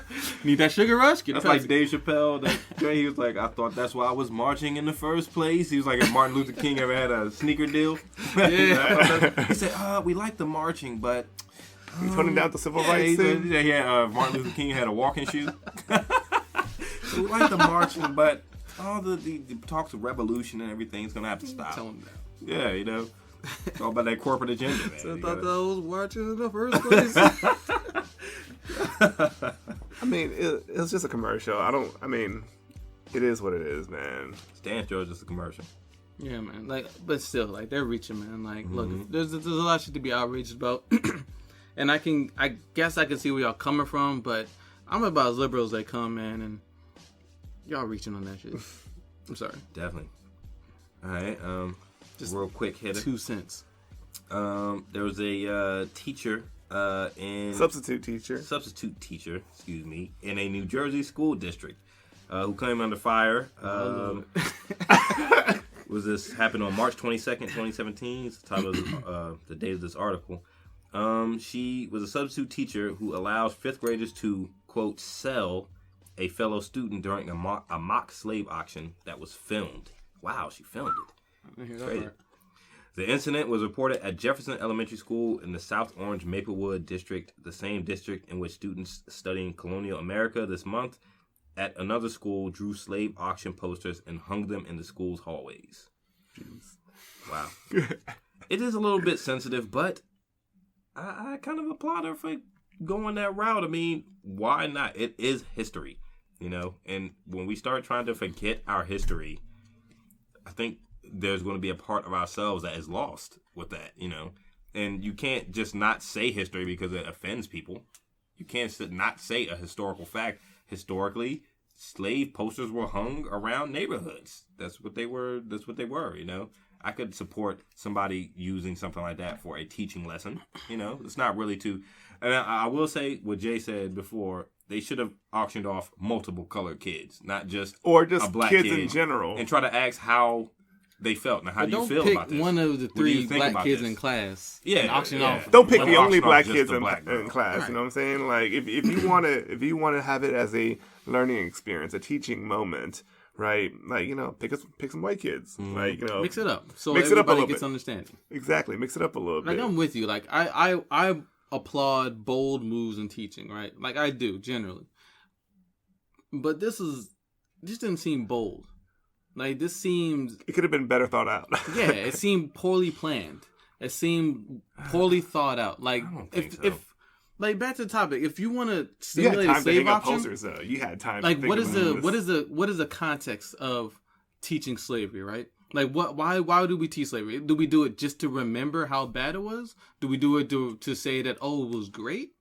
Or do we say that, or do we try to have an honest reflection of what happened? We do it and how it affected people. And we do it to remember what took place in this country at a certain time in our history. So in a situation like that, do we have games? Do we play games about the Jews being slaughtered in World War II? Like, is that a game? Like, do we play? We're like, oh, who wants to go into the showers and get gas?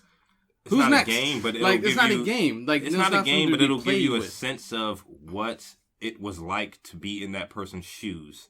You know, it'll give you a sense of the demoralizing feeling that it is to be sold like your cattle, or it can give you that sense going through that experience. So what's the point of only happening to one student?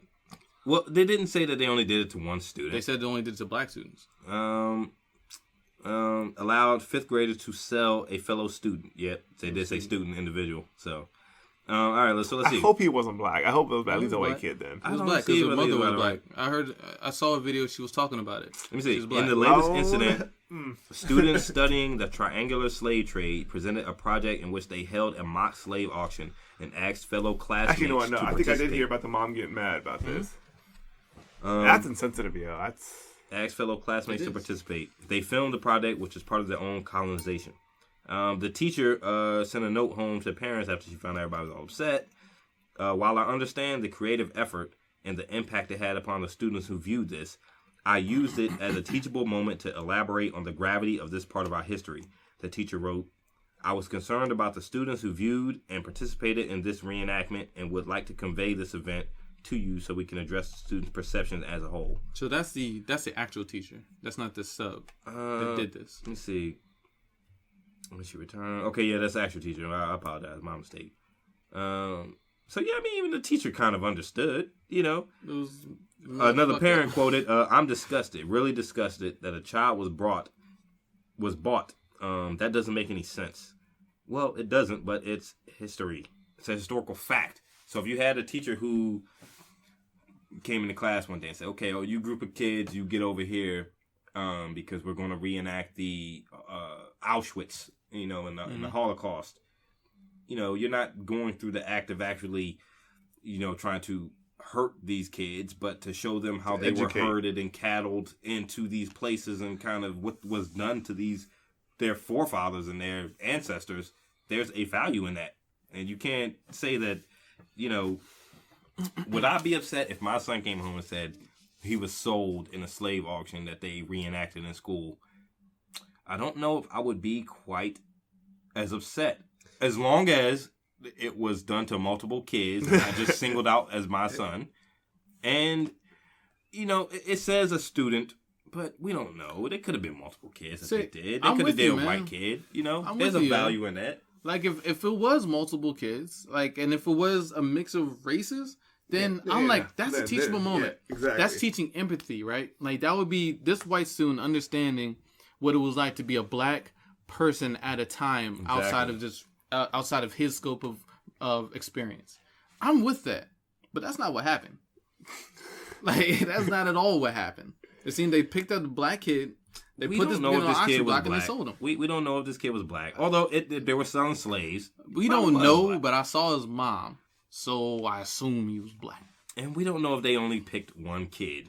Okay? Like, this story says they sold a fellow student. They could have done multiple ones. She could have done this throughout that day to where they ended up selling 3 or 4 black kids.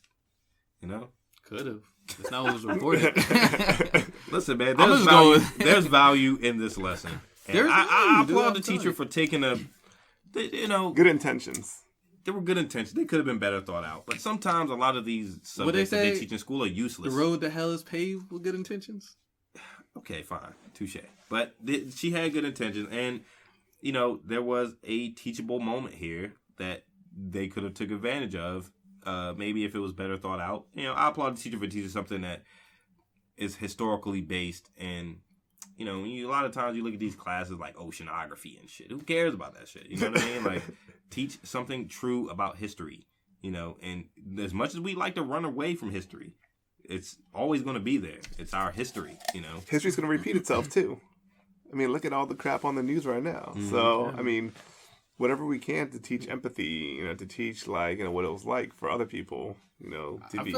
I find like that's the best way to teach history, to put yourself in the shoes of the people at that time. Sure. When you're just getting dates and the scenario of what happened, you don't give a fuck. But when you're there, when you're taking scantrons. when you're in that, if you're taking scantrons, you don't care. But if you're there, if you're enacting what's going on, if you're getting an understanding of what it's like to have to farm for your food, and then have some people come and say, "Oh, this is my land now." Like there is a lesson in that. So I'm with you, man. Like again, I'm saying I'm with you, dude. I just don't feel like if this teacher did it this way. Would you be upset if your daughter came home and said they sold her as part of a slave auction? Bro. You would? God, I imagine you would. If it was a bunch of people, like white kids, Asian kids, and like Latinos and stuff, and your daughter, I think you'd be okay, right? I think you'd be okay with that. What if Do they have sold... to have Scarlett in there? Like, can't you just have can't she just be the one buying? I want like if we're gonna switch roles, right? Then how about we have her? How about the black kids buy this time? So you know what it's like to be the white people in that era. They can't sell Scarlett. Right, like, nah, son, hell no. Like, no, you can, Scarlett can buy them if they want. Yeah. Let's switch roles, man. Empathy all around. I feel you. There's no point in just having the empathy for the slaves. I've had empathy for the slave masters and had the black people buy the white kids. That's fine. That's fair. So this joint was totally on the substitute teacher. Teacher said it was not part of her curriculum to teach that assignment. They also, was this the same school? Slave Auction Posters? Mountain Elementary School. I guess it's a different school in New Jersey. They're the ones that hung the posters all over. Okay. Said they hung them all around. Posters were initially hung around the school, but were taken down after complaints from parents and members of the community. Damn, New Jersey. I mean, what kind of posters were they? I want to see some pictures of these posters. I think I saw some, but I don't have time to. That's why we need video editing. Yeah, I saw one. It was just kids drawing. Mm-hmm. It was kids drawing. Stick figures and shit. Yeah, it was like not particularly artistic. It was great. But yeah, I mean, it's cool, man. Like, just look. Don't let sub teachers come in to fuck your shit up, because y'all about to get fucking fired over this sub teacher, man. Like, have a clear, concise plan of what you want to teach. You know why? Because they don't care about substitute teachers. But just hold down the class for a day, teach whatever. Yeah. You know, just be a person there. And, keep entertained and quiet. I remember we used to go back in school. I used to love when you walked in as a substitute teacher. Some subs you had. When they wheel out like a giant TV, you know what's up. Yeah. I remember going the fuck to sleep. All right. Yeah. Any other honorable mention topics? I got one more before we end. Saw a article via my favorite site, World Star Hip Hop. World Star! Report claims that robots could take more than 38% of U.S. jobs in 15 years. Yo, they talk about this all the time on NPR. It's freaking ridiculous. I believe that. They talk about this shit all the time. So how are people going to live? You know what I mean? If you can have a robot that can work day and night, doesn't need 15-minute breaks. Welcome my robot overlords. If you look at factories right now, line workers, assembly lines. If you look at even the food industry, where you like see services, all that shit being automated. Yeah, it's already automated. It's crazy. I saw a fucking machine that built the outline for a house. Like it laid bricks and designed for a house to build a house. It just laid all the bricks out and stacked them like fucking Legos. They have machines that build roads right now that are brick roads as well.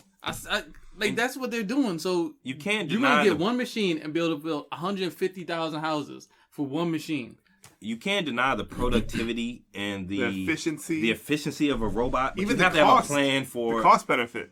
Economically, what's going to happen to the people that you take these jobs away from? You know what I mean? You just have like a lag on society that. People are going to need more government benefits. They're going to be less jobs to go around. You know damn well they're going to spend this. Be like, you know what? All you guys out there with no jobs, you guys are just lazy. Which is like a direct contradiction of capitalism. Is like if you take all these jobs away from all these people, what are people supposed to do? How are they going to have the money to buy whatever you're producing? 2 predictions. Doesn't make any sense. I have 2 predictions, right? It's going to go one way or the other. One, either we're going to... invest completely and totally in these robots and have them create everything that we ever need in life. Our world will be filled with material things, but we won't have a class of people outside of the uber rich that were able to afford these things. So imagine self-driving cars, but nobody can afford driving in them, right? Imagine houses being built, but nobody can afford to live in them. What was that movie It's going to be with that Matt kind of Damon? Situation. Elysium. Yep. Yeah, I know exactly. And there's going to be classes of people, and it's going to be a financial classification. There's going to be another caste system. Mm-hmm. There's that can happen, or we can fucking roll back on this shit and try to disperse machines and places that will be helpful to people to complete their jobs, as opposed to doing the jobs for the people, right? I don't know how we can ever disperse machines, man. We need them, right? I mean, our lives are made better by them, but so clip says more than a third of U.S. jobs could be at, quote, high risk of automation by the early 2030s. Did they say what kind of jobs? Not quite. Hang on, let me see. A percentage that's greater than Britain, Germany, and Japan, according to a report released Friday. The analysis by accounting and consulting firm PwC, that's what it stands for, emphasized that its estimates are based on the anticipated capabilities of robotics and artificial intelligence, and that the pace and direction of technological progress are, quote, uncertain. It said that in the U.S., 38% of jobs could be at risk of automation, compared with 30% in Britain, 35% in Germany, and 21% in Japan, which is going to fucking suck for society. It's going to suck. Yeah, I was listening to NPR. I mean, you're going to have more poverty.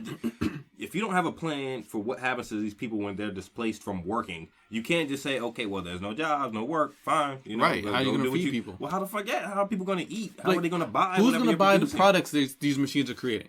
Then the companies are going to be at a loss. It's obvious. Because you're going to have a shitload of product and no buyers. If you give people less money, they can't buy as many material goods and things that you need them to buy. If it's truly capitalism, like, there is no capitalism without the consumer. Like, we talked about that in the vaguely in the last podcast. Power of the dollar. Right. So it's going to be there's going to be a feedback. There's a feedback loop going on here, and there's going to be some kind of reconciliation. But I was listening to NPR the other day, and they're talking about this lady who, her job was she was in real estate, and she had to do appraisals based on regions, right? Mm-hmm. So she would have to do her research to get the appraisal of an area of how much a home would go for in the region, right? Based upon whatever economic contingencies are. Mm-hmm. Google Maps completely eliminated her job, so she doesn't have that job anymore. And you have to look at, like, so that's a job that took a certain degree of education, a certain degree of calculation, a certain degree of understanding how to do whatever you need to do in order to get this information. Google Maps came through and immediately wiped the whole job out. Mm-hmm. All you have to do is Google it, and you can find out what the costs are in that area. So you have to wonder, like, so programming, what jobs can be programmed to do, right? Mm-hmm. Like, whether it be hard physical machinery doing physical labor, or it's programs running sophisticated algorithms for calculations, which people would be doing otherwise. You could have an automated lawyer, like a public lawyer. Exactly. Get in trouble. Who would know every law in the book. Law. Yeah. Automated. We already have automated taxes. It's crazy. Automated it's taxes. Crazy. It's cool because it's the wave of the future, but it's like it takes the human element out of, those type of things, like being a lawyer or any kind of emotion you would have, and it just makes everything so cold and calculated. Improves efficiency, but I don't know. At what cost? Some things need to be the cost of humanity. Yeah, it's fucking scary, man. We live in scary times, man. There's bombings, robotics are taking over, artificial intelligence. It's about to become sentient, and we're all going to be wiped out from the face of the earth. Do you ever think that, like, if they ever do put, if they ever put together artificial intelligence and it becomes sentient, do you ever think we'll be wiped out? Because, like, we are the creators, right? So that makes us greater than the artificial intelligence. For one, welcome my robot on board. Was it just... But yeah, like Terminator, right? Mm-hmm. Like, it's just a matter of time, right? Because if they look at us like we're the creators, so as much as they, do everything better than us, we are still greater than them because we created them. Would that ever create a backlash? Like, well, fuck y'all, we're gonna kill y'all. I feel like it's gonna be like Ex Machina. I don't know if you guys saw that movie. I never saw that, but I've never finished it. Awesome. Where like the robot basically, she's like, you know what? I can do better than you guys. Mm-hmm. Yeah, and I'm smarter and I'm stronger. Fuck it, I'm gonna take over. Yeah, I'm just gonna do it. Yeah. Like why I not? was listening to Joe Rogan and he was talking with Stephen Krause, and Stephen Krause is like some scientific physicist. Anyway, but they were talking about like whether there's real concerns with whether or not AI would take over humanity, right? Like with the real dangers of a true AI. And yes, people are actually concerned about this. Like, yes, machines will do what we. Japan is making humanoids and ask stuff them right to now. do. Right, man. I Scary saw this fucking word, a humanoid. Yeah, come on, dude. man. I don't even want to. But like they'll do what we ask them to do. But once they realize that they can do it better than us, and that we may be part of the reason the request that we're making isn't working in the first place, humanity may be the reason. Like oh, clean up this environment. I can't because these fucking people keep fucking shit up. Well, how do you fix that shit? Get rid of the people. You know what I'm saying? It's like, well, so it's always just like situations like, yeah, just a matter of time before. Because why would a machine do anything to damage the environment? It is crazy. It's wild, man. Like if they have they have a program to do something, and humanity is in the way of its completing its objective. You need the 3 laws, start man. investing in the EMP grenades. Yes, This man said the 3 laws. Like what was that? iRobot. Yeah, the 3 laws, man. I don't remember that. But every artificial intelligence movie I've ever seen is gonna come into play. That ever happens. That's why you gotta be ready. So yeah, people get ready for your job to be automated in about 15 years. Is this how we're gonna end it? You'll be on a bread line. I know, right? You know what I mean? You'll be on a bread and soup line. So chilling because a robot took your job. All right, we'll see you guys there then. See you on after the apocalypse. A robot doesn't need breaks. A robot doesn't need lunch. You know, nothing. Just a little bit of meat, a little bit of oil. They don't need lunch breaks. Damn, that sucks. So is that how y'all want to end it? Well, that's depressing. All right then. I for one welcome our robot. I think the last 2 have been kind of depressing, man. We're just talking, man. It's not depressing. It's just talking. Just not cheerful. Look, this shit is happening. It is happening. Whether we like it or not, so we might as well talk about it. It is happening. So if you depressed, yeah, so you gotta toughen up. Like Dave Chappelle said, you gotta man up. You won't make it to the end of the show. You know, you gotta man up some places. Okay? Oh man. Yeah. Well, is that gonna take us out? Episode 19. Yo, all I gotta say is June 13th. Vote locally. If you're in Virginia, vote locally. Pick your own governor, man. And should you want somebody else, you got time to bring somebody else up and just start do the your work. research do the work. now. Do your research, man. Don't worry, because soon senators are going to be automated anyways. We're not going to need human robotic beings. senators. Yeah, we're not going to need human beings in Senate and government office. Which might be good, because you can't buy a robot. They don't need healthcare. Oh, you can. They don't need healthcare. They don't get sick. They're going to be like, you know what? So it's scary because you see the benefits of having an automated workforce, right? Mm-hmm. But what happens to us? You know what I mean? What happens to the people? So either we become like those people in WALL-E. You ever see WALL-E? I think I did. Yeah, we're gonna be those fat the people are fat and then these like rolling chairs. And just like they have TV screens in front of them everywhere they But have look, you never been to Walmart? That's what it's like now. Yeah. Just constantly entertained. Or what's the movie with Bruce Elysium? Willis? Where he was like all the people stayed at home in their armchairs and they drove robots around. Right. What was that? What's the name of that movie? Like they were connected to their robot, so it was like, you couldn't get hurt. Like he went out as a human into this robotic world and he was pumping into people and they were just, he's getting beat up. You know what I mean? Like he couldn't handle being out in that world. Yeah, it's crazy. So is either that? Bruce Willis, people. Bruce Willis. I can't remember the name of that joint, but yeah, I know what you're talking about. So is it gonna be that Elysium or WALL-E? Yeah. I vote for WALL-E. I'd rather be fat and happy and constantly entertained while my robot to do all my work for me. Yeah. Yep. Well, any other honorable mention topics, Jay? You want to bring up? Something like that? I'm good. Nah. What's this, number 19? Episode 19. Can't wait till the next Marvel movie comes out. Sitting there looking at these books right here. At least we'll have like something lighter to talk about on the topic instead of like real life shit. Who wants to talk about real life shit all the time, I want to talk about something like superhero every once in a while. It's really that the only like lightening thing that we have to talk about on the cast is like superheroes. I just finished, or like video games or something. Uncanny X-Men or Uncanny X-Force. Man, that shit was heart-wrenching. Mm-hmm. So yeah, I love comics, man. But we could talk about that next time. I don't want to hear about all that. Stay tuned. Definitely. Well, that's gonna take us out. Yep. Intelligent Idea Talkers podcast. I'm your host, D. This is Juice. This is Jay. Yeah. Come back with us next time. June 13th. Peace.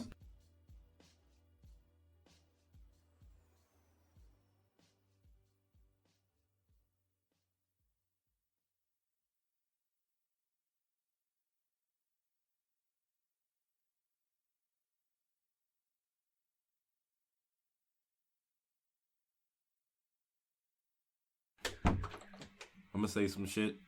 I should talk shit about Juice right now, just so he like when he goes back and edits his shit. Would you vote for him? I wouldn't vote for him. Hell no. I would vote for Hell Juice. no. Juice have a Chipotle on every corner in Virginia. They definitely get my vote for that shit. That's his Meals on Wheels deal? Yeah, for real. I should say some crazy shit about Juice like right now. I should tell a story from like. That's why I was when trying to say some shit right now. Okay, look, I'm gonna tell a story while I was younger for Juice, man. All right, so like one time, I think I was going down to Juice crib. I don't even know what the fuck happened. All right, like. I don't even know why I was supposed to meet him, but he lived like maybe 10 houses up from me on Carried Out, right? So I was walking down his crib. So Juice coming, he's walking down towards me, just looking mad, like mad as shit. I'm thinking he's gonna punch me. I'm like, what the fuck is going on? I mean, he was just looking, just upset. I said, yo, what happened? He said, man, some dude knocked out my dog. I said, knocked out your dog? What? Said, yeah, I fucking went in the backyard. My Man, dog is laid over. To that, John, I forget how much goddamn rescue shit is. Oh yeah, my bad, dog. Like, damn, I'm Fucking sorry shower about the curtains, Redskins shit, rug. dog. Hey, look, You got the toothbrush holder. I was saying I was gonna try to tell a story about you, so when you went back and listened to this, John, later on when you editing, you hear the story and be like, you fronting and Well, shit. I have to leave that shit. All right, so Juice goes down like he's all pissed off. He's like, yo, somebody just knocked out my dog. Yeah, so I'm like, what the fuck happened? Somebody knocked out your dog. So we keep walking up the street. we walk probably about a mile or two up the street, and we found this meter reader dude. He's like some African dude. He could be. I mean, like I don't even. He had like a deep accent, and Juice walked up to him, yo, man, you hit my dog, and he had the meter reader thing in his hand, right? I thought Juice was about to punch this dude. I was like, yo, he about to knock this dude the fuck out, man. So the dude was like, I went back there, and I you could tell the dude was nervous, and he probably didn't understand English that well. He was just kind of stuttering. So I went to read the meter, and the dog ran, and I just swung it. So I mean, like Juice is looking at this dude like, yo, I'm about to knock you the fuck out if you finish the story, dog. I want you to get to the punchline of where you knocked out my dog. I'm gonna punch you, dog. Like, so yeah, it was crazy, man. Juice let him live. He let him live. But hey, Juice was steamed, dog. I thought he was about to punch me when he walked up.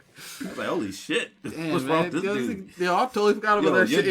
Your dog was knocked the fuck out. Yeah. Your dog was laid out. Oh, Not I to make thought he light killed of my that. dog. I was like, yo, what the fuck? Yo, the dog was in a coma. I went up there. The dog was just laid out. Like, wow. God Damn, it was still breathing. It was a little dog, too. It wasn't like it was like a big ass dog, Yeah, it was Sadie. Like, you didn't have to hit her with the meter. You know what I'm saying? You could have kicked her. Something like that, Damn. Like, how did the You dude react? backhanded my dog with a meter and shit. With the little handheld meter thing. He bashed her in the head with that joint. Like, damn. But, yeah. What the fuck you doing in my backyard Hey, anyway? don't erase the story from the... Although you fucked it up damn. with the Redskins shit when you walked in. Oh, shit. Well...